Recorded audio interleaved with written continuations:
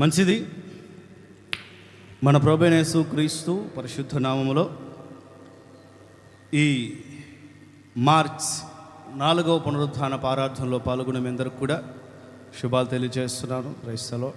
Praise the Lord. మంచిది. Subject చెప్పగలుగుతారా?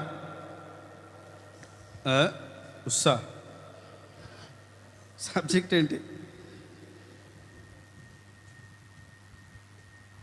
బేతేలులో ఏలియా. అంతకుముందు మనం చెప్పుకుంది ఏంటి? గిల్గాలులో ఏలియా. ఇప్పుడు బేతేలులో ఏలియా. ఈ టాపిక్ మీద మనం ముందుకెళ్తూ ఉన్నాం. పోయిన వారం ఒక పరిచయం, మొదటి విషయం, అసలు ఆ బేతేల్ అనే పేరు ఆ ప్రాంతానికి ఎందుకు వచ్చింది, ఏం జరిగింది, దాన్ని ఏం రిప్రజెంట్ చేస్తుంది, ఆ ప్రాంతం మనకి ఏం చెప్పుంది, ఏం చెప్పాలని ఇష్టపడుతుంది, ఆ ప్రాంతం చూసినప్పుడు, తలచినప్పుడు, ఆలోచించినప్పుడు ఆ ప్రాంతం మనకేం బోధిస్తుంది అని అంటే, మనము ఒంటరిమి కాదు, ఆయన మనతో ఉన్నాడు అనే ఈ ఆధ్యాత్మిక చురుకుతనాన్ని, మెలకువను మనకు బోధిస్తూ ఉంది బేతేల్. మన పూర్వీకుడైన యాకోబు గారు, లేకపోతే ఇజ్రాయెల్ వీరు తన జీవిత యాత్రలో ఆదికాండం 28వ అధ్యాయంలో తన యాత్ర ఒక నూతన మార్గములో, నూతన కోణంలో ప్రారంభించినప్పుడు తాను వెళ్ళిన ప్రతి స్థలములో తాను ఒంటరిగానే 20 సంవత్సరాలు లేదా జీవితకాలం ఒంటరిగానే తన పోరాటాలు ప్రారంభించిన తన ప్రతి ఒంటరితనములో ఆయన తోడై ఉంటూ భరోసానిస్తూ, నేను బేతేలు దేవుణ్ణయ్యా, నువ్వు భయపడొద్దు, నేను నీతో కూడా ఉంటాను, నువ్వు వచ్చేసేయి, నువ్వు వెళ్ళు, నువ్వు నిలబడు, నువ్వు ఇట్లా మాట్లాడి ఇట్లా చేయని డైరెక్షన్స్ దేవుడే సాక్షాత్ అతని సూచనలు ఇస్తూ చివరికి అతన్ని హెబ్రోన్లో వాగ్దాన దేశంలో చేర్చినట్లుగా లేఖనం చెప్తుంది. అవన్నీ చివరి ఘట్టం వరకు నేను మీతో చెప్పలేదు. జస్ట్ దేవుడు యాకోబు ఒంటరి కాడు, మనము ఒంటరిమి కాము, దేవుడు మనకు తోడై ఉన్నారు అనే టాపిక్ మీద కొన్ని విషయాలు నేను మీతో చెప్పాను. సరే, ఈరోజు 1 లేదా 2 విషయాలు ఇదే బేతేల్ మీద మన మూలవాక్యం చదువుకొని ఆ తదుపరి రాజుల 2వ పుస్తకం మనకు మామూలుగా మనం చదువుకునే మూలవాక్యం మనకు తెలుసు, 2:11 మనకు తెలుసు. అది కాకుండా మామూలుగా ఈ బేతేలుకి సంబంధించిన మూలవాక్యం, బేతేలుకి సంబంధించిన మూలవాక్యం 2:2 చదువుతాను మీరు చూడండి. నేను చదువుతున్నాను. రాజుల 2వ పుస్తకం, కింగ్స్ 2nd book 2:2. ఏలియా అంటున్నారు, యేసయ్య నన్ను బేతేలుకు పొమ్మని సెలవిచ్చి ఉన్నారు. ఆమె చెప్పండి గట్టిగా హల్లెలూయా. బేతేలు లేదా బేతేల్ ఏంటో చెప్పండి. బేతేల్, బేత్ అనంటే ఇల్లు, ఏలు అనంటే దేవుడు అని అర్థం.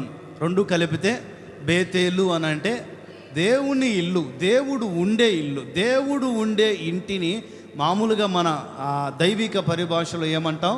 దేవుని మందిరం లేదా దేవుని సన్నిధి అని అంటాం. దేవుని మందిరం, దేవుని సన్నిధి. మన హృదయమే దేవుని ఆలయం. మన హృదయం బేతేలుగా మార్చబడాలి, మన జీవితమే బేతేలుగా మార్చబడాలి, మన కుటుంబమే బేతేలుగా మార్చబడాలి, మన మనుగడ బేతేలు అనుభవాల గుండా పయనించాలి. స్తోత్రం చెప్పండి, హల్లెలూయా. ఇవన్నీ కూడా ఈ బేతేలు అని చెప్పబడే ప్రాంతం, వాటి అనుభవాలు మనకు అర్థం పడినట్లుగా పాఠాలు బోధిస్తున్నాయి. ఇప్పుడు ఈరోజు నేను మీకు టకాన్ని చెప్పేస్తాను. మూలవాక్యం పోయిన వారం మనం వివరించుకున్నాం. యాకోబు మొట్టమొదటిగా బేతేల్ అని పేరు పెట్టాడు. మీరు కొంచెం గమనించినట్లయితే ఆదికాండం 12వ అధ్యాయంలోనే బేతేలు అనే పదం కనిపిస్తుంది. ఏం కనిపిస్తుంది చూశారు ఎప్పుడైనా? ఆదికాండం 12వ అధ్యాయం 7వ వాక్యం దగ్గర నుండే ఇంచుమించుగా బేతేలు అనే పదం కనిపిస్తుంది. కొంచెం చదివిన వాళ్ళు లేదా రాసుకునే వాళ్ళు గుర్తుపెట్టుకోండి, కొంచెం విజ్ఞానం కలిగిన వాళ్ళు. ఎందుకని మామూలుగా ఆదికాండం 28వ అధ్యాయంలో కదా బేతేల్ అని పేరు పెట్టబడింది. మరి 12వ అధ్యాయంలో బేతేల్ అని పేరు పెట్టింది ఎవరు? అది ఎక్కడుంది? అదేంటిది? కన్ఫ్యూజ్ అవ్వాల్సిన పని లేదు. ఈ ఆదికాండపు చరిత్ర అంతా కూడా జరిగి అయిపోయిన తర్వాత మోషే గారు రాశారు. ఏంటో చెప్పండి, అర్థం కాదా? ఆదికాండ చరిత్ర చరిత్ర వరకు, లేకపోతే ఇజ్రాయేలీల ఆ సమూహము ఐగుప్తులోండి విడుదల పొందేంత వరకు కూడా ఆ చరిత్ర అంతా కూడా మోషే గారు దేవుని ప్రత్యక్షతతో చరిత్ర అంతా అయిపోయిన తర్వాత కూర్చొని దేవుని మాటలు వింటూ దేవుడు చెప్తుంటే రాశాడు. చెప్పండి అందరు ఆ పదాన్ని. మోషే గారు ఆదికాండాన్ని అసలు ఆదికాండం రాసింది ఎవరు? ప్రవక్త అయినా దైవజనుడైనా మోషే గారు. పంచకాండాలు రాసింది ఎవరు? ఆదికాండం, నిర్గమకాండం, లేవియకాండం, సంఖ్యాకాండం, ద్వితీయోపదేశకాండం. ఈ పంచకాండాలు రచయిత ఎవరు? గట్టిగా మోషే గారు. ఆదికాండం చరిత్ర అంతా అయిపోయిన తర్వాత రాశాడు. బైబిల్లో కొన్ని చరిత్రలు ముగిసిన తర్వాత రాశారు, కొన్ని చరిత్రలు జరుగుతూ ఉంటే రాశారు. ఏంటో చెప్పండి. యేసయ్య చరిత్ర ఉంది. ఏంటది యేసయ్య చరిత్ర? కథ వినిపించట్లా. యేసయ్య భూమి మీదకు వచ్చారు, పుట్టారు, జన్మించారు, ఉద్భవించారు, ప్రత్యక్షమయ్యారు. అప్పటి నుండి యేసయ్య ఎదుగుదల, యేసయ్య సేవ, యేసయ్య మరణం, యేసయ్య పునరుత్థానం, ఇవన్నీ కూడా జరిగినాయా? కథలా? తెలిస్తేనే చెప్పండి. జరిగినాయి.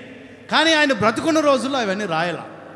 ఆయన పునరుద్ధానుడై పరలోకానికి వెళ్ళిన తర్వాత ఆయనతో కూడా తిరిగి ఆయనను చూచిన, ఆయన మాటలు వినిన, ఆయనతో మాట్లాడిన, ఆయన తాకిడి స్పర్శ అనుభవించిన ప్రత్యక్ష సాక్షులు కొంతమంది ఆ తర్వాత సువర్తమానాలని రాశారు.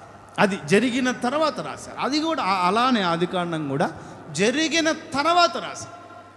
పేరు పెట్టింది యాకోబు గారే. పేరు పెట్టింది ఎవరు? 28వ అధ్యాయములోనే యాకోబు గారే పేరు పెట్టారు.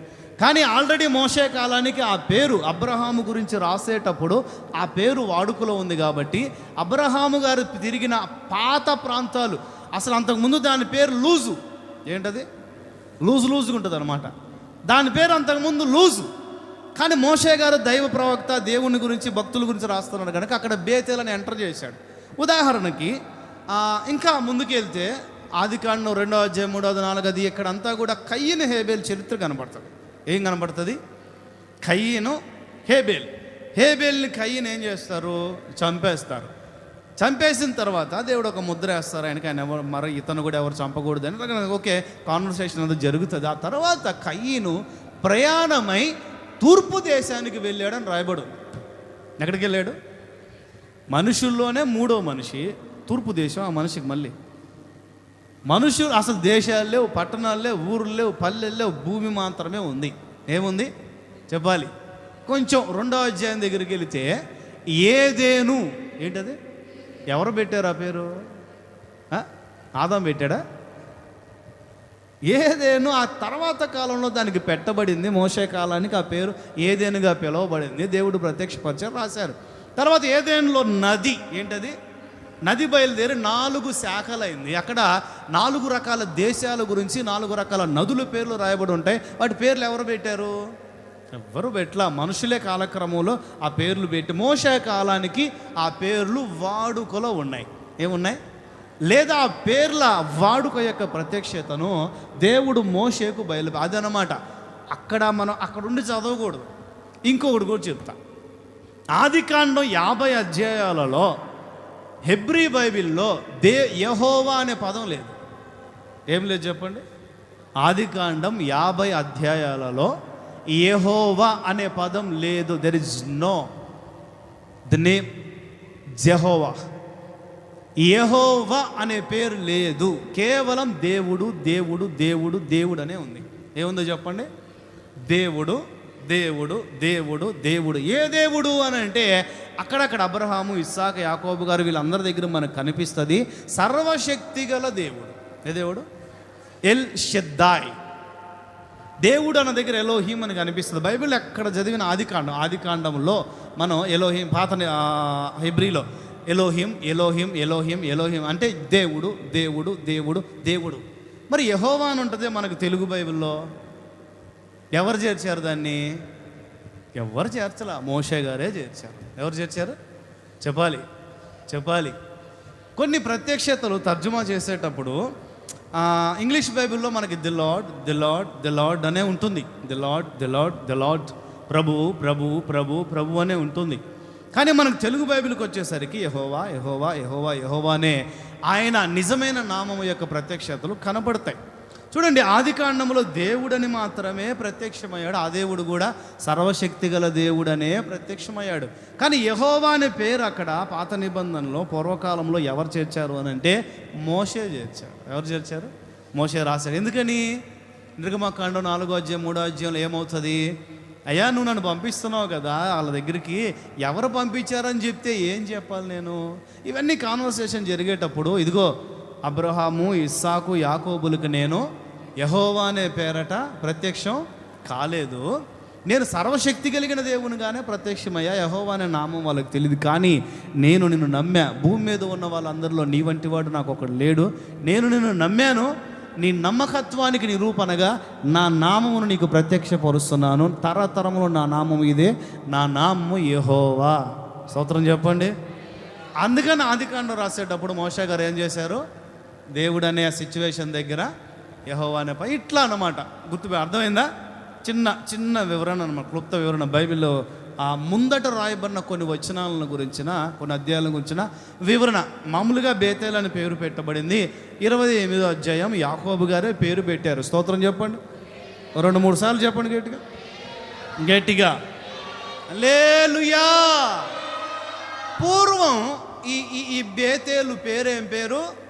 లూజు. చెప్పండి గట్టిగా, లూజు.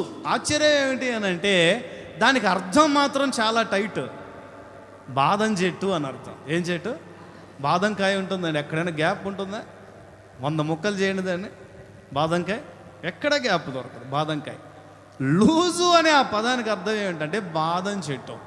అది ప్రజెంట్ అయితే సబ్జెక్ట్ కాదు. ఫ్యూచర్లో ఆ నెగిటివిటీ చెప్పేటప్పుడు కానీ లేదా దైవ నిర్ణయం ఉంటే ఫ్యూచర్లో వస్తుంది. బేతేలు అంటే ఏంటి? దేవుని ఇల్లు. ఆ దేవుని ఇల్లు అనే ఈ అనుభవం మనకు మొదటిగా ఏం సూచిస్తుంది? యాకోబు గారి జీవిత చరిత్ర ఆధారంగా మనము ఒంటరిమి కాము. రెండో విషయం, దేవుడు న్యాయము తీర్చే అనుభవాన్ని సూచిస్తుంది. సమూయేలు మొదటి పుస్తకం 7వ అధ్యాయం 15వ వాక్యం. Samuel first book chapter 7:15. త్వరగా గట్టిగా 15-16.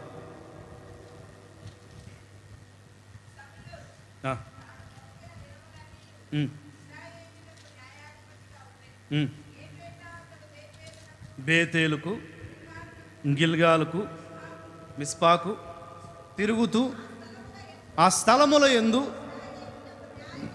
ఇజ్రాయేలీయులకు న్యాయము తీరుస్తూ వచ్చారు మహాప్రవక్త అయిన గొప్ప దైవజనుడైన శామ్యూయేలు గారు. స్తోత్రం చెప్పండి. సమూయేలు. ఏలు అని అంటే ఏంటి చెప్పండి?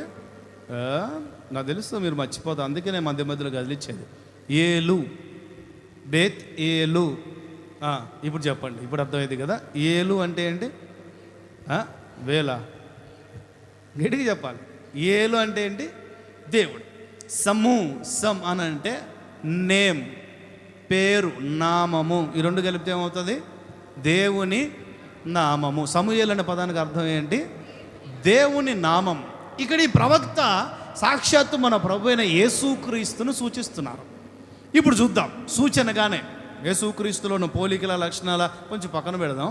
సూచన ఏంటో చెప్పండి. సమూయేలు బేతేలులో న్యాయము తీరుస్తూ వచ్చాడట. స్తోత్రం చెప్పండి. ఈ బేతేలు దేవుడు మనకి న్యాయాధిపతిగా ఉంటాడు అనే ఈ ప్రకటనని మనకు తెలియచేస్తుంది. న్యాయాధిపతులు 4వ అధ్యాయం, జడ్జెస్ 4:4 4:4.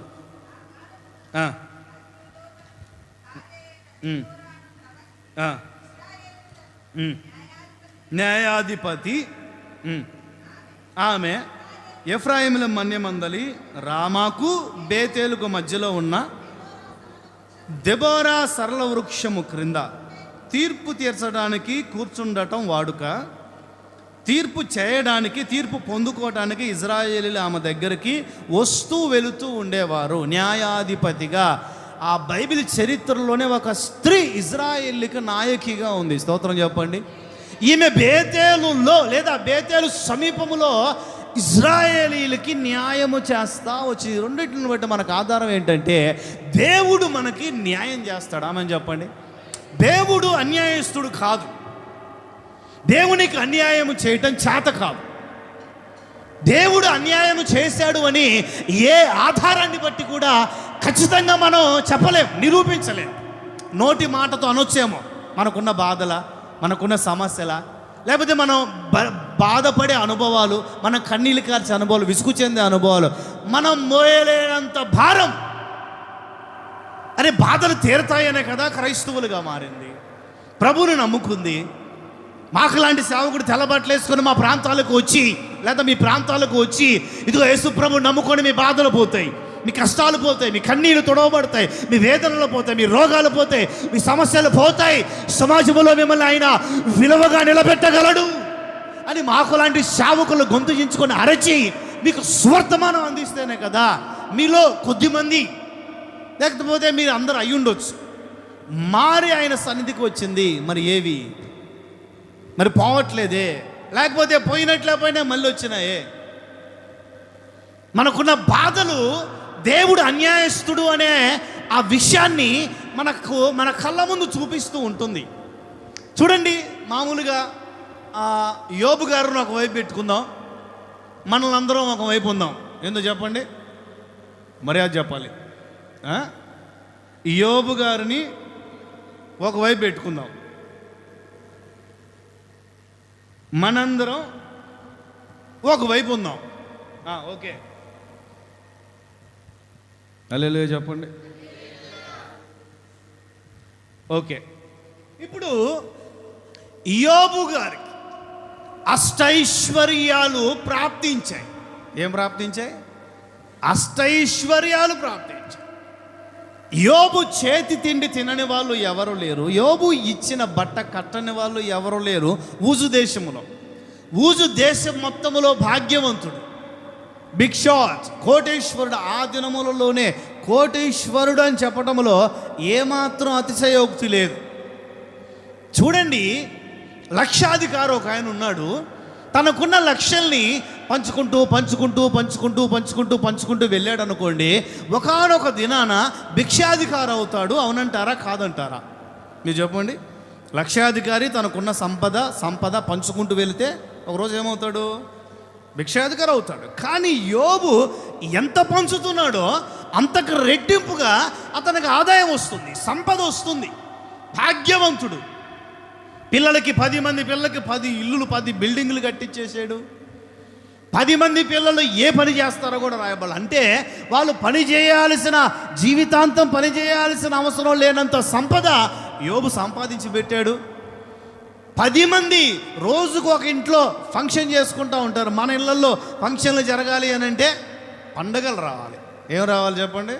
మన ఇళ్ళల్లో ఫంక్షన్ జరగాలి అంటే పండగ రావాలి, ఏదైనా సిచ్యువేషన్ రావాలి, పెళ్ళి జరగాలి, ఏదైనా ఒక శుభకార్యం రావాలి. ఏం రావాలి? ఏదైనా ఒక శుభము జరగాలి, శుభకార్యం రావాలి. యోబు కుటుంబంలో అలాంటి అవసరం లే. రోజుకు ఒక పండగ వాళ్ళ ఇంట్లో. 10 మంది అన్న తమ్ములు అక్క చెల్లు అందరూ కలిసి ఒక ఇంట్లో మంచి వేటను కోసేస్తారు. 2, 3, 10 కోసేస్తారు. శుభ్రంగా తింటారు, నిద్రపోతారు, ప్రశాంతంగా ఉంటారు. మళ్ళీ నెక్స్ట్ డే ఆయన పక్క ఇంట్లో, ఆ నెక్స్ట్ డే 3వ వాడు, ఆ నెక్స్ట్ డే చెప్పండి 4వ వాడు, 5వ వాడు, 10వ అమ్మాయి, అందరిగా ఏ దిగులు లేదు, ఏ బాధ లేదు. చూడండి, కళ్ళు మూసి కళ్ళు తెరిచే వరకు, కళ్ళు తెరిచే లోపు, కళ్ళు మూసి కళ్ళు తెరిచే లోపు ఐసు ముక్క కరిగిపోయినట్లుగా యోబు ఆస్తి కరిగిపోయింది ఒక్క రోజులోనే. మన ఆస్తులు ఉన్నాయి, కొంచెం తగ్గుతాయి, కొంచెం పెరుగుతాయి, కొంచెం తగ్గుతాయి. ఒక నెల జీతం లేట్ అయ్యింది, మళ్ళీ 2 నెలల తర్వాత కొంచెం ఒక రోజు 2 రోజులు పనులు ఉండవు, 2 రోజుల తర్వాత ఏదో ఒక పని దొరకదు, 2 రోజులు వ్యాపారాలు ఉండవు, 2 రోజుల తర్వాత మళ్ళీ ఒక వారం తర్వాత మళ్ళీ వ్యాపారం కొంచెం తగ్గిద్ది, కొంచెం తగ్గిద్ది, పెరిగిద్ది. అయ్యా వచ్చే వారం మాకు డబ్బులు వస్తాయి, వచ్చే వారం ఇచ్చేస్తానులే పోయని చెప్పి పంపిస్తాం. వచ్చే వారం ఏదో ఒక డబ్బులు వస్తుంది, ఇచ్చేస్తాం. కరెక్ట్గా 1వ తారీఖు వస్తాడు వసూలు చేసుకోవడానికి. అయ్యా ఈ రోజు లేదయ్యా 2-3 రోజుల తర్వాత రండి అంటే 2-3 రోజుల తర్వాత మనకు మన చేతికి వచ్చేస్తాయి, తిరిగి వాళ్ళకి కట్టేస్తాం. జీవితం అలా చెప్పండి సాగిపోతాయి. ఒకసారి తెల్లపూర వస్తుంది, ఒకసారి ఎర్రటి పండ్లు వస్తాయి. మళ్ళీ ఎర్రటి పండ్లు అయిపోయే లోపే పక్కనే ఉంటుంది తెల్లటి పొర ఉంటుంది. ఆ తర్వాత మళ్ళీ మనిషి జీవితం. కానీ యోబు జీవితంలో ఇలాంటివేమీ లేవు. ఒక్కసారిగా చీకటి కమ్ముకుంది, ఒక్కసారిగా అంధకారం అలుముకుంది. కారణాల 1,000,000. సాతానుగాడి కుళ్ళు చూడండి. ఒకడు బాగా ఎదుగుతున్నాడంటే పక్కనోడి ఎంత కుళ్ళు ఉంటుందో చూడండి. సాతానుగాడికి ఏమో కుళ్ళు, ఇంకా వాడిని తప్ప మనం అంత గౌరవంగా ఎవరిని మాట్లాడలేం. ఆ కర్రోడికేమో కుళ్ళు. సరే దేవుడు చూద్దాం. దేవుడేమో యోబు హృదయాన్ని చూస్తున్నాడు. ఏం చూస్తున్నాడు? దేహమందు గాయమైతే కుదుట పడును కదా, గుండె గాయము గుర్తు పట్టిన లేడు. కట్టుకున్న భార్య గుర్తుపట్టలేకపోయింది. ప్రాణ స్నేహితులే, వారం రోజులు ఆయన కోసం ఉపవాసం ఉండగలిగిన త్యాగశీలులు స్నేహితులు. భార్య ఉపవాసం ఉన్నట్టు బైబిల్లో చెప్పలా, ఉందో లేదో మనకు తెలియదు పాపం. ప్రాణానికి ప్రాణంగా ప్రేమించిన భార్య వారం రోజులు తన కోసం ఉపవాసం ఉండి ప్రార్థన చేయగలిగిన, బట్టలు చించుకొని నెత్తి మీద ధూళి పోసుకొని యోబుతో కూడా వారం రోజులు బూడిదలో కూర్చోనగలిగిన త్యాగము, అంత ప్రేమ కలిగిన స్నేహితులు కూడా కలిగి ఉన్నారు. కానీ గుండెగాయాన్ని గుర్తుపట్టిన వాడు ఒక్కడు లేకుండా పోయాడు. ఆయనకి దేహమందు గాయాలన్నీ కనబడుతున్నాయి. దేహాన్ని గురించిన గాయాలు ఒక్కొక్కడు ఒక్కొక్క రకంగా మాట్లాడుతూనే ఉన్నాడు. భార్య అంటది దేవుని దూషించి మరణము కమ్మంటది. ఒక ఆయన వచ్చి అంటాడు బురద లేకుండా జమ్ము మొలుస్తుందా అంటాడు, కన్ను కొడతాడు మళ్ళీ పక్కనోడికి. బురద లేకుండా వినిపించట్లా, బురద లేకుండా జమ్ము మొలుస్తుందా అంటాడు ఒక ఆయన వచ్చి. అయ్యా నీ గుడారములో నుంచి ఏంటో ఏమన్నారండి, ఎవరు అన్నారు ఏదో, నీ గుడారములో నుండి దుర్మార్గులారా, నిన్న మొన్నటి వరకు అట్లా లేపారు కదా మనిషిని. ఆయన గుడారంలో దుర్మార్గత ఉంది అని నువ్వు చూసావా? నీకు ఎవరన్నా చెప్పారా? నీ గుడారంలో నుంచి నువ్వు దుర్మార్గతను తీసివేసని. చూడండి, ఒక స్థితి మనకు తగ్గినప్పుడు ఎన్ని మాటలు వస్తాయో. కొంతమంది సేవలో నుంచి వెళ్ళిపోయినప్పుడు వాళ్ళు యథార్థమైన మనసుతో వెళ్ళారా, లేదా ఎలా వెళ్ళారా, లేదా పెళ్లి చేసుకున్నారా, లేకపోతే వాళ్ళు దేవుని యందు భయభక్తులు కలిగి శుద్ధీకరించుకొని సేవ చేసుకుంటున్నారా, దేవుడు వాళ్ళని క్షమించాడా, జ్ఞాపకం చేసుకున్నాడా, ఏమి చూడరు. ఎందుకు? తిరుపాల ఆయన పేరు. ఏం పేరు? మా పంతుల గురించి చెప్తున్నా అండి. తిరుపాల ఆయన పేరు. ఏం పేరు? పరిగెత్తుకుని పోయి సార్ అటు చూడండి సార్, బోర్డు మీద రాస్తున్నాడు, అటు చూడండి సార్ డస్టర్ చేస్తున్నాడు, అటు చూడండి సార్ చాక్ పీసులుగా అరే నీది నువ్వు గడుక్కోరా, ఆడితే ఎందుకు రానేవాడు. ఇట్టా చూసి నాకెళ్ళి నన్నే అన్నాడు ఆయన. అందుకే నా గురించి చెప్తున్నా. రేయ్ దరిద్రుడా, చదువుకో కానీ, మందంతా చదువులేని బ్యాచ్ కదా, వానాకాలం చదువు కదా, చదువుకో కానీ పక్కనడితో నీకు పోరా అనేవాడు. తిట్టేవాడు కదా ఆ అబ్బాయిని. ముందు నీ గురించి నువ్వు చూసుకోనేవాడు ఆయన, నీ గురించి తర్వాత మళ్ళీ తిట్టేవాడు. స్తోత్రం చెప్పండి. మన గురించి మనం ఆలోచించుకోము, కానీ పక్కన వాళ్ళ గురించి తీర్పు తీర్చడానికి మాత్రం సంసిద్ధంగా ఉంటాయి ప్రాణాలు. తిన్నది అరగాలన్నా కూడా, మంచిగా గ్రైండర్ అవ్వాలి కడుపులో అన్నా కూడా పక్కన వాళ్ళ గురించి ఆలోచించాలి. డైజెషన్ సిస్టంలో ఇదొక సిస్టమ్ అన్నమాట. ఏమండి, డైజెషన్ సిస్టంలో ఇదొక పద్ధతి. పక్కన వాళ్ళ గురించి ఆలోచిస్తే, మాట్లాడితే మంచిగా తిన్నదంతా బిర్యానీ తిన్నా థమ్సప్పులతో పని లేకుండా అరిగిపోయి శుభ్రంగా. స్తోత్రం చెప్పండి. ఎందుకు చెప్పారు? ప్లస్ ఏం చెప్పలేదు కదా నేను, సరే మైనస్సే కదా. చూడండి, కొంచెం తగ్గాడు, కారణాలు మనకు తెలియదు. స్నేహితులు వచ్చి నిందిస్తున్నారు. భార్య కూడా దేవుని దూషించి మరణము కమ్ము అంటది. వదిలేయ్. రెండో విషయంలో వస్తుంది, రెండో పాయింట్లో వస్తుంది. యథార్థతను వదిలేయ్, విడిచిపెట్టేసాయి. దేవుని దూషించి మరణముఖం. పిచ్చిదానా. ఫుట్బాల్ ప్లేయరు, బాగా ఫేమస్ అయిన ఒక మంచి ఫుట్బాల్ ప్లేయరు ఒకరోజు యాక్సిడెంట్ అయ్యి హాస్పిటల్లో ఉన్నాడు. కాలు ఇరిగినాయి. మళ్ళీ ఆడగలుగుతాడా? క్రిస్టియన్ ఆయన. క్రిస్టియానో రొనాల్డో కాదు, ఆయన క్రిస్టియన్ అని చెప్తున్నా. బాగానే ఉన్నాడు ఆయన. దెబ్బ తగిలిన ఆయన క్రిస్టియన్.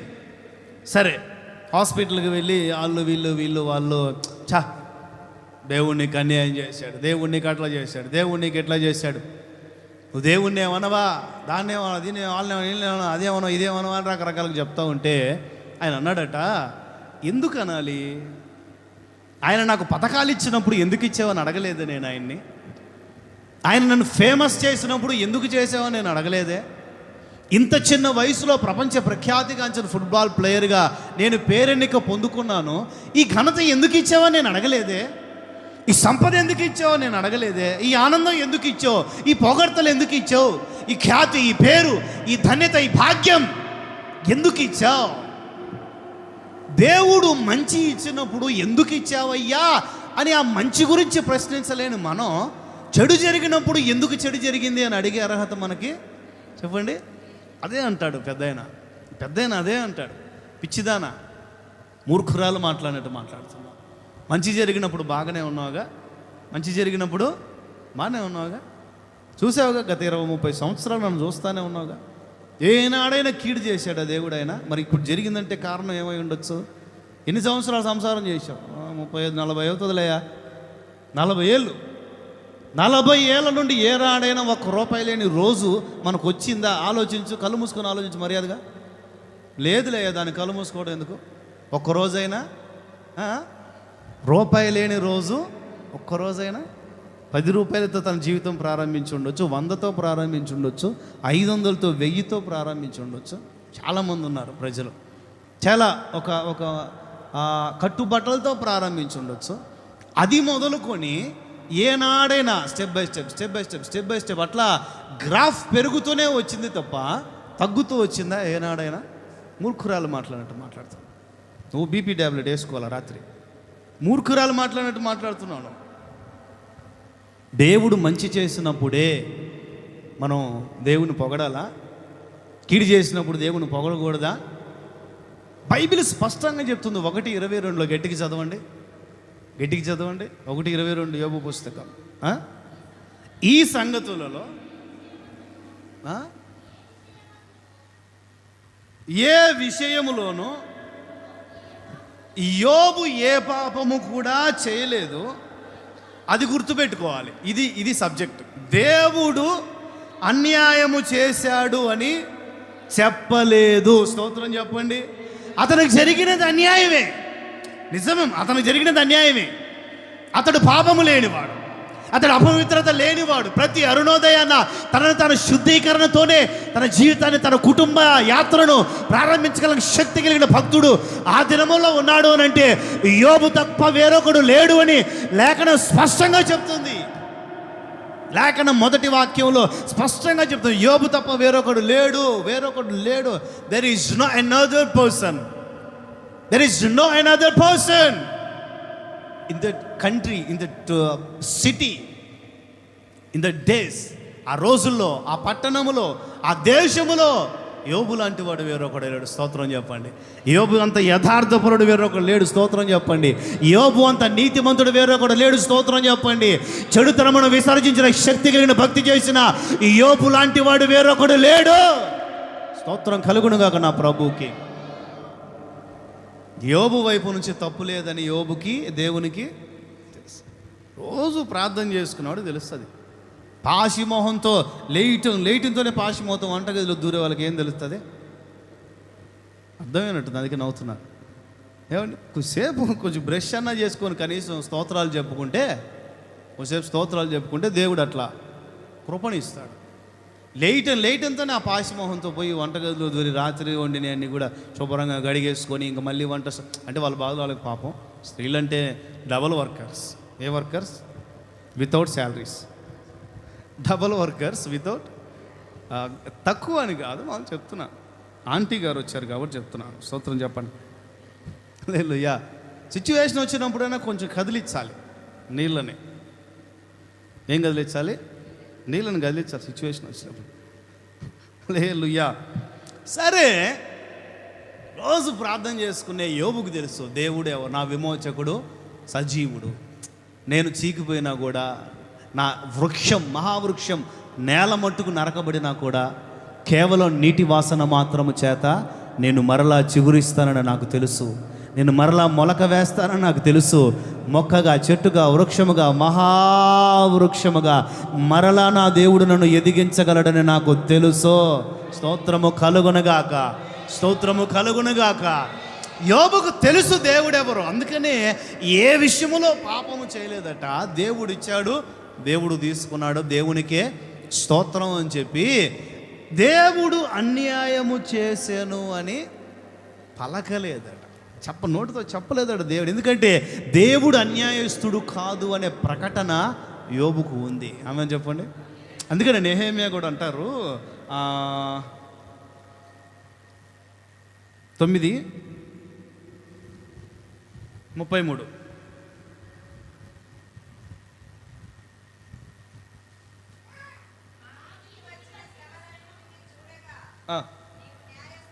అదిగో గుర్తుపెట్టుకోండి.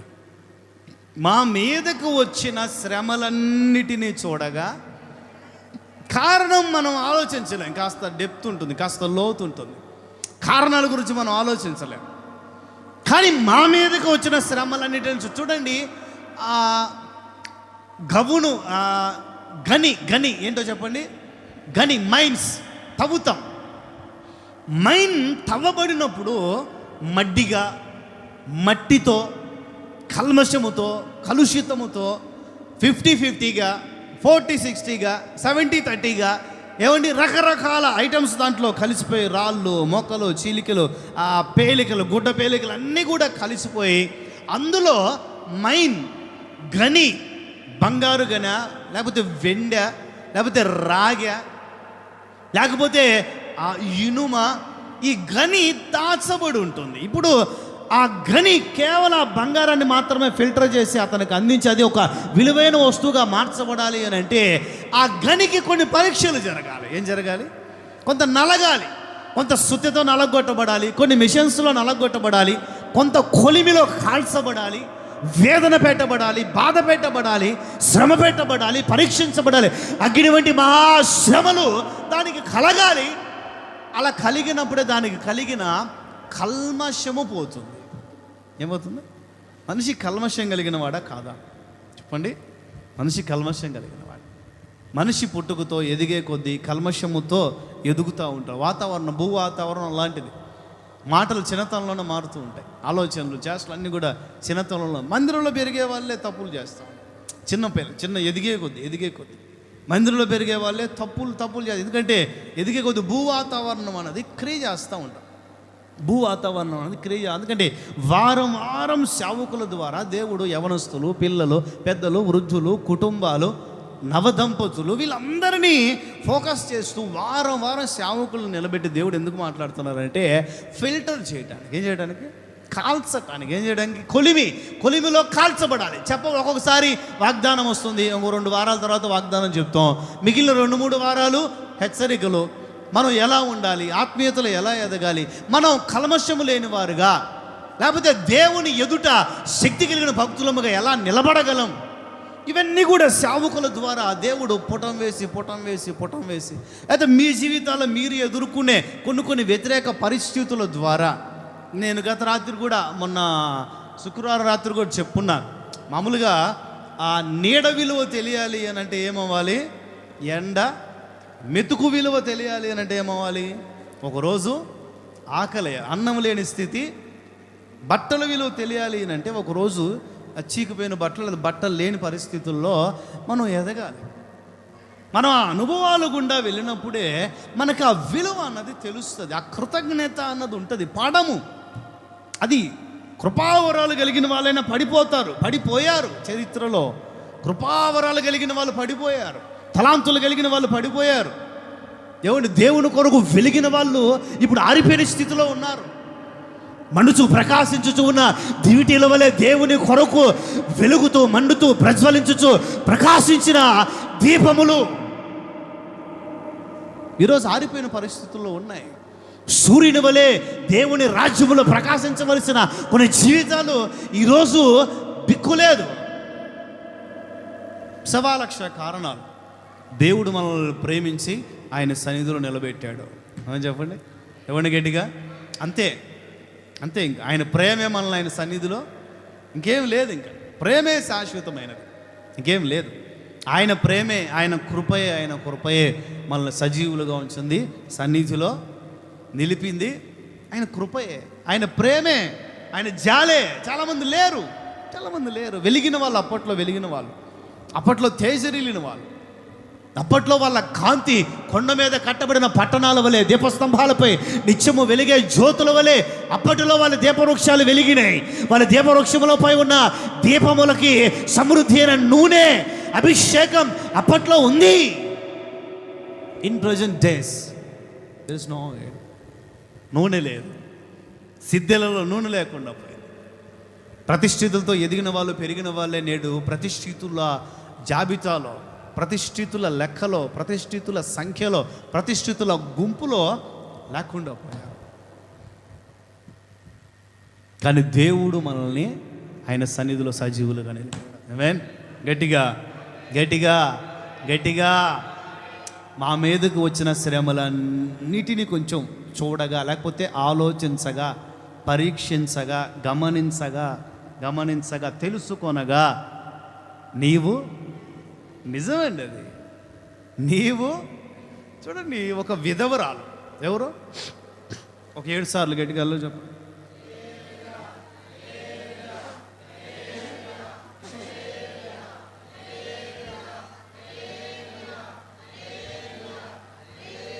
హల్లెలూయా.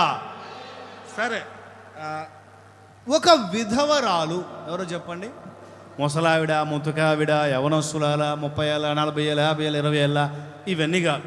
బైబిల్లో అట్లా చెప్పలా. ఒక విధవరాలు ఎవరో చెప్పండి. ఒక విధవరాలు, విధవరాలు కాదు, జాగ్రత్త.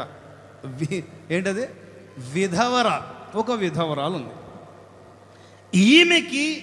ఈమె ప్రతివాదికి ఇప్పుడు ఒక గొడవ.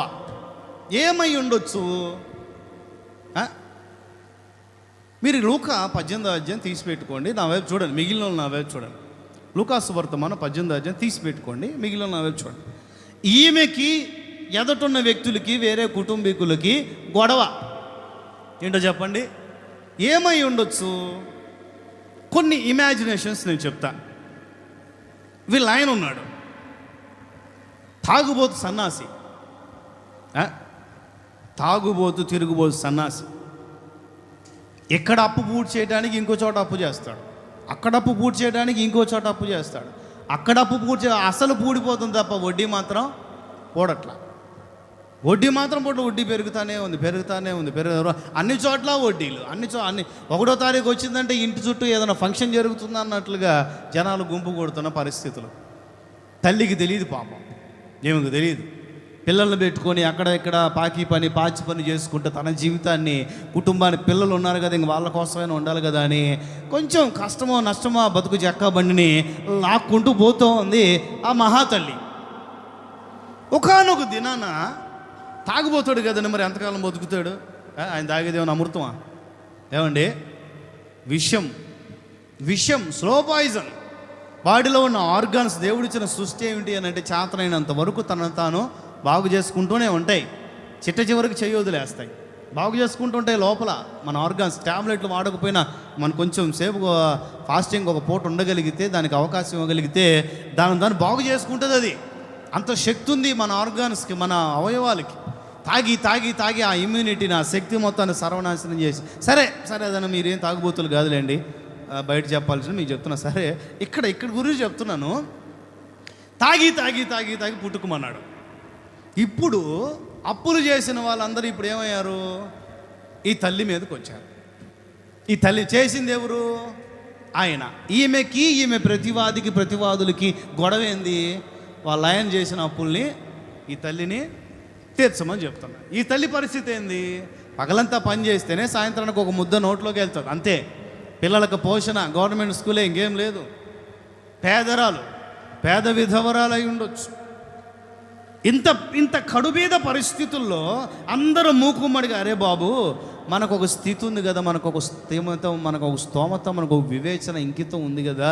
ఆ తల్లి ఎట్లాగో ఆయనతో ఏగి ఎట్లాగో పోయాడు, ఆమె కాళ్ళ మీద ఆమెను బతకని వదిలేద్దాం, అప్పులదేముందిలే అని చెప్పి వదిలేయచ్చు కదా.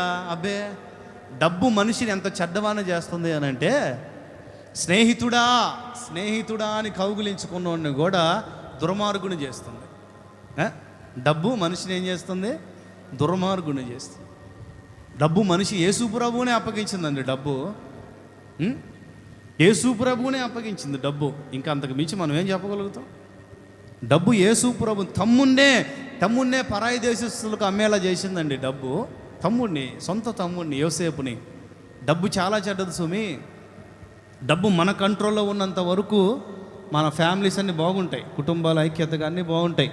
దాని కంట్రోల్లోకి మనిషి వెళ్ళాడు అని అంటే దుర్మార్గుడు అవుతాడు, నరహంతకుడు అవుతాడు, చిట్ట చివరికి జైల్లో. చెప్పాలి, డబ్బు మనకు అవసరం ఉంది, మనం సంపాదిస్తున్నాం, మనం వాడుకుంటున్నాం, హ్యాపీగా బ్రతికా. మంచి ఫాలోవర్స్ వచ్చారు, నాకు కాదు, నన్ను అనుకునేరు. మంచి ఫాలోవర్స్ వచ్చారు, మంచి సబ్స్క్రైబర్స్ వచ్చారు, కింద కామెంట్లన్నీ మంచిగా రాసేవాళ్ళు వచ్చారు. చిట్ట చివరికి డబ్బుకు బానిస అయిపోయారు. డబ్బు వ్యసనంగా మార్చబడింది. డబ్బు సంపాదనలో తాము ఏం చేస్తున్నాం అనే ఆలోచన లేకుండా, తమ ద్వారా ఎవరికైనా నష్టం కలుగుతుందనే వివేకం, ఇంకిత జ్ఞానం, మినిమం కామన్ సెన్స్ కూడా లేకుండా డబ్బు కొరకు పరుగులు తీశారు. ఇప్పుడు అవి ఆ డబ్బు వాళ్ళని తీసుకొచ్చి ఎక్కడ నిలబెట్టింది?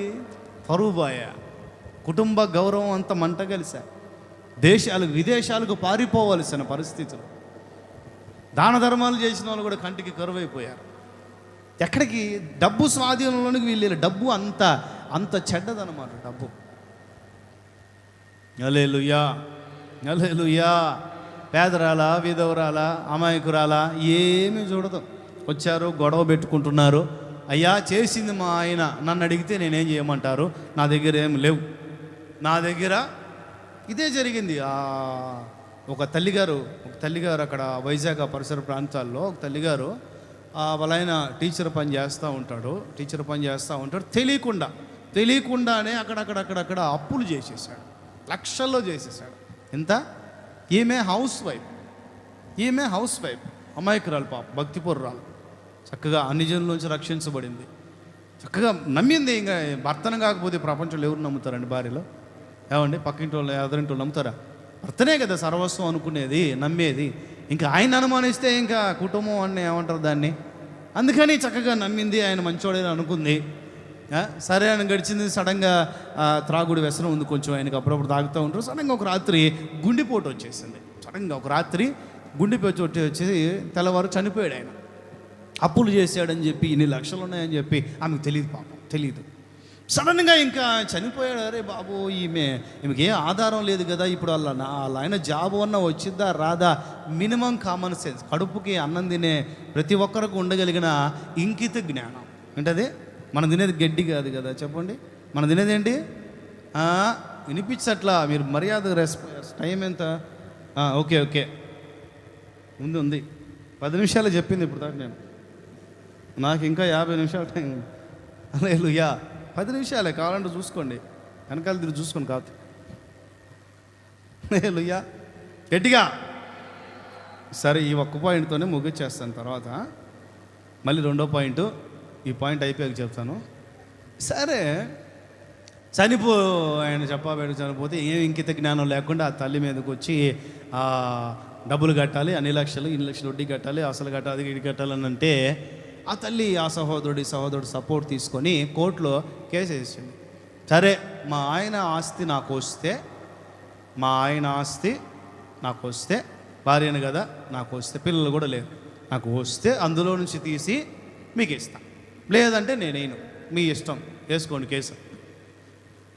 అంతే. ఇంకేం చేస్తుందా? మాత్రం ఇంకేం చేస్తుంది? ఏడిపించారండి, బాధ పెట్టారు. ఏం చేస్తుంది? ఆమెకి విధవరాలు, ఆమె ప్రతివాదికి ఉన్న గొడవలు ఏంటి? మెజారిటీ ఆఫ్ ఎక్కువ శాతం గొడవలు ఎందుకు వస్తాయి? ఇదే కారణం. దీన్నే జాయిన్ చేసుకుందాం. ఇప్పుడు న్యాయాధిపతి దగ్గరికి వెళ్ళింది ఆమె. ఇప్పుడు ఆలోచించండి, ఆ మహానుభావుడు ఎంత గొప్ప న్యాయాధిపతి అంటే, ఆ దేశములో ఆయనకు మించిన అంత మంచి ట్యాగు ఆ దేశంలో ఎవరికి లేదు. అన్యాయస్తుడైన న్యాయాధిపతి. ఏంటది? చెప్పండి గట్టిగా. అన్యాయస్తుడైన న్యాయాధిపతి. మనుషుల్ని లక్ష్య పెట్టడం, మనుషులు లక్ష్య పెట్టాడు, బల్ల కిందే అంటాడు అంతే. చెయ్యి తడిస్తేనే నోరు పెగిలి వస్తుంది అంతే. అన్యాయస్తుడైన న్యాయాధిపతి. బల్ల కింద చేతులే, ఎప్పుడు బల్ల కింద చేతులే. ఒకరోజు సిబిఐ వాళ్ళు వచ్చారు, అయినా ఖాతరు అసలు వాళ్ళు సిబిఐ అని తెలిస్తే కదా, మళ్ళీ బలకం చేయబెట్టాడు. డబ్బు చేయి పెట్టలేదులే కానీ చేయి పట్టుకొని ఎవరు అంటారు అరెస్ట్ అన్నాడు. అయిపోయా ఇంకా. ఎప్పుడు బలకింద చేతులే, ఎప్పుడు లంచం అన్యాయస్తుడైన న్యాయాధిపతి. భలేగా ఉంది కదా ట్యాగ్. సరే, ఈ తల్లి గారిని కూడా సరేలేమ్మా, జడ్జి న్యాయాధిపతి అంటే ఇంగ్లీష్లో ఏమంటాం? జడ్జ్. సరే, మన దృష్టిలో లాయర్ అనుకుందామా? లాయర్ అనుకుందాం. కొంచెంసేపు స్టోరీలోకి వెళ్దాం. లాయర్ అనుకుందాం. సరేలేమ్మా, నేను చూసుకుంటా మెహోనా కైకు కంగారు, నేను చూసుకుంటాలేమ్మా, మరి అంత అవుతుంది ఎంత అవుతుంది ఇంత అవుతుంది. అయ్యా, నా చేతిలో పెళ్ళికి వేసుకున్న, పెళ్ళికి మా ఇంటి వారు ఇచ్చిన ఈ గాజులు తప్ప నా చేతిలో ఏమీ లేవు.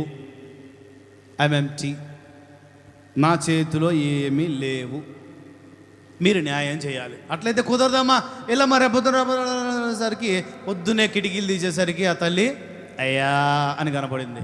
అబ్బా, ఏ మొహరో బాబు, పొద్దున్నే పాశమోహం అనుకుని మళ్ళీ కిటికీలు వేసి లోపలే ఉండి సాయంత్రం బయటికి పోదాం అని చెప్పి మళ్ళీ తలుపులు తీసేసరికి అక్కడే ఉండి అయ్యా అని అంది. అబ్బా, ఇంక బయటికి లేదు, ఏ సేకుని పిల్లి కంటే దారుణం ఏ సేకునిది అనుకొని మళ్ళీ తలుపు వేసుకుని బయటికి కూడా పోకుండా రాత్రి లోపలే ఉండి పొద్దునే చల్లటి గాలి కోసం, సూర్యోదయం కోసం కిటికీలు తీస్తే చెప్పాలి చెప్పండి అయ్యా అంది. ఊరే, ఏం మనిషి ఈ మనిషి ఇంటికి పోతుందా లేదా, టిఫిన్ చేస్తుందా లేదా, భోజనం చేస్తుందా, నీళ్ళు తాగుతుందా లేదా, స్నానం కూడా చేసుకుంటుందా, ఏం మనిషి అని చెప్పి 2-3 రోజులు కిటికీ తీసినా తలుపు తీసినా, కిటికీ తీసినా తలుపు తీసినా అదే ఎక్స్ప్రెషన్. గేటు దగ్గర నుంచి ఆ మనిషి కదులుతుందో లేదో కూడా తెలియట్లా. ఆ మనిషి ముఖం ఇతనిది కనబడింది, అయ్యా అంతే. ఇంకా ఆ దెబ్బకి తట్టుకోలేక అన్యాయస్తుడైన ఈ న్యాయాధిపతి ఆమెకి న్యాయము చేసినట్లుగా లేఖనం చెబుతుంది. కొట్టు గట్టిగా, కొట్టు గట్టిగా. ఇప్పుడు ఇంకా గట్టిగా కొట్టాలి. అన్యాయస్తుడే న్యాయము చేస్తే మనం ఆరాధించే దేవుడు నీతి కలిగిన న్యాయాధిపతి. ఆయన మీకు త్వరగా న్యాయము చేస్తాడు. కొట్టు. అన్యాయముగా నేను ఎవరు బాధిస్తున్నా, ఎవరు నిందిస్తున్నా, ఎవరు నీ కన్నీటికి కారణముగా ఉన్నా ఆయన నీకు త్వరగా న్యాయము చేయునగాక. కొట్టు గట్టిగా. ఆయన నీకు త్వరగా న్యాయము చేయునగాక. తనను దివారాత్రములు బ్రతిమలాడుకున్న తన ప్రజలకు త్వరగా న్యాయము చేయగలిగిన దేవుడు. ఆయన పేరు నజరేయుడైన యేసు. హల్లెలూయా. 1 నుండి 8 దాకా మీరు ఇంటికి వెళ్ళి పరిశీలనగా చదువుకోండి. లూకాసు వర్తమానం 18వ అధ్యాయం 1 నుండి 8 వరకు. యేసయ్య అంటారు, అన్యాయస్తుడైన న్యాయాధిపతే అతన్ని విసిగిస్తూ ఉన్న కారణాన్ని బట్టి మన దేవుడు విసిగించుకునేవాడా? ప్రార్థన మాత్రమే కోరుకునేవాడు. తన పిల్లలు దివారాత్రులు మొరపెడుతూ ఉండగా, ఏంటో చెప్పండి, చదువుదాం. అదే ఉంది అక్కడ 7.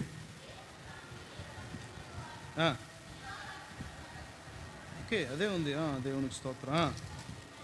చేయడా చూడండి, ఒక లోకస్తుడే విసుగు చెంది, ఒక అవినీతి పరుడే విసుగు చెంది న్యాయం చేయాలనుకుంటే మన దేవుడు నీతి కలిగిన న్యాయాధిపతి కదా, నిజ దైవం, అంతరంగాన్ని చూడగలిగిన వాడు కదా. అదే అక్కడ రాయబడి ఉంది. పైగాయాలు మనిషికి కనబడతాయి, అవి ఏదో ఒక రోజు కుదుడు పడతాయి.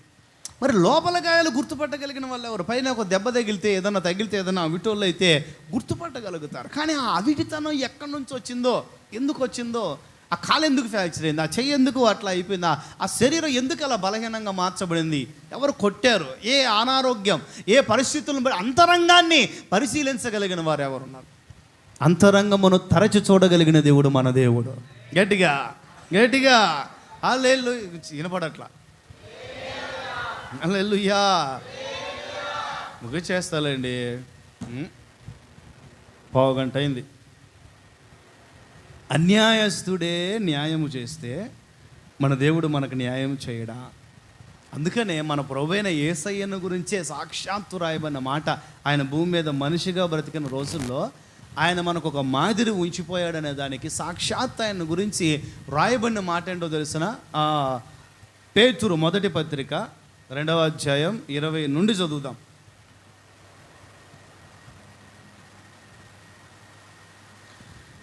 పేతురు, అపొస్తలుడైన పేతురు రాసిన మొదటి పత్రిక 2వ అధ్యాయం 20 నుండి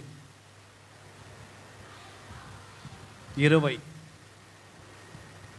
సరే ఓకే 21. యేసయ్య కూడా మన కొరకు బాధపడ్డారు, మనందరం తన అడుగుజాడల్లో నడుచుకునేటట్లుగా మనకు మాదిరి ఉంచి వెళ్ళిపోయారు. యేసయ్య పాపం చేయలా, యేసయ్య నోట ఏ కపటం కూడా లేదు.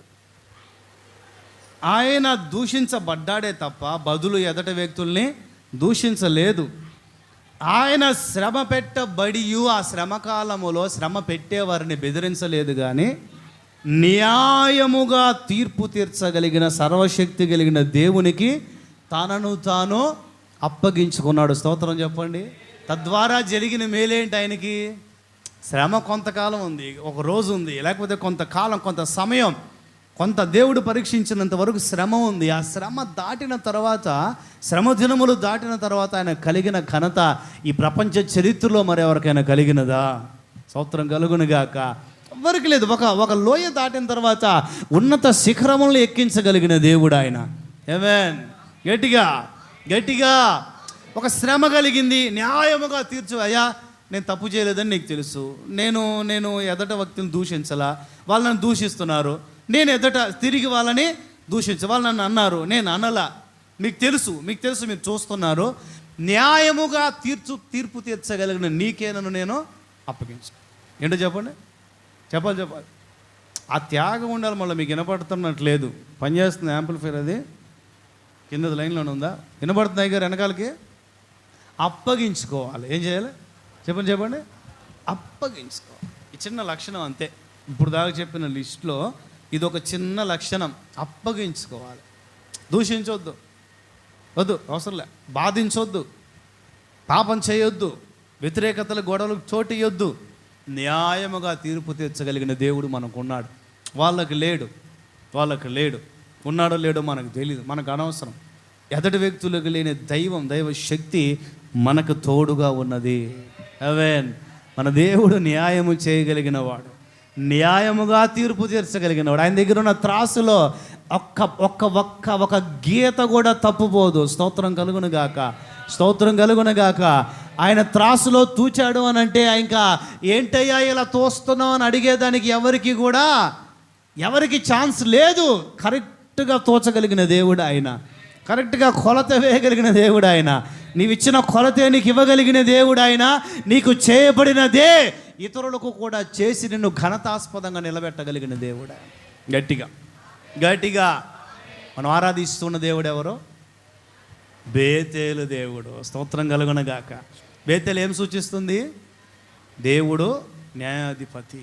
చిన్న శ్రమలు, చిన్న కష్టాలు, కొంతకాలం బాధ, కొంతకాలం సమస్య మనం అనుభవించొచ్చేమో, కానీ న్యాయముగా తీర్పు తీర్చగలిగిన ఆయన రెక్కల నీడగా మనం అప్పగించుకున్నాం. ఆయన ఖచ్చితంగా ఒకరోజు తీర్పు తీరుస్తాడు. ఆ దినములు సమీపించాయి. ప్రార్థన చేసుకుందాం.